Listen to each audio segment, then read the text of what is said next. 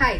US president ने effective 3 अप्रैल onwards 25% tariff announce किया है on all vehicles not assembled in the United states. Tariff एक तरह का इंपोर्ट टैक्स होता है। इसका मतलब सिंपल लैंग्वेज में होता है कि अगर कोई कार यूएस के बाहर बनी हो तो उस पर 25% एक्स्ट्रा टैक्स लगेगा जब भी वो यूएस में सेल करी जाएगी। इसमें ऑटो कंपोनेंट्स जो यूएस के बाहर मैन्युफैक्चर हुए हैं but are used to assemble vehicles internally domestically are also subjected to these tariffs.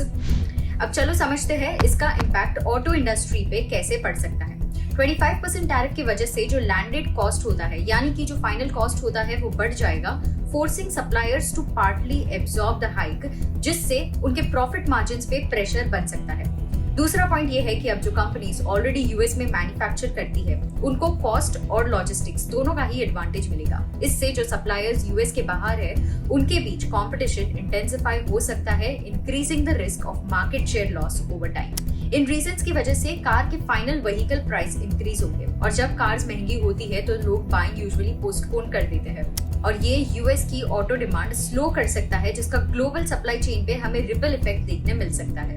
Kotak securities के रिसर्च टीम को लगता है कि जो कंपनीज ग्लोबल ऑटो मार्केट में एक्टिव है उनके लिए ये क्वार्टर काफी डिफिकल्ट हो सकता है, स्पेशली क्योंकि यूरोपियन मार्केट में already car production volumes down है। इलेक्ट्रिक व्हीकल्स के पैसेंजर व्हीकल सेगमेंट का डिमांड भी म्यूटेड है और अब यूएस टैरिफ्स की वजह से कॉस्ट, प्राइसिंग और डिमांड तीनों जगह प्रेशर बन गया है।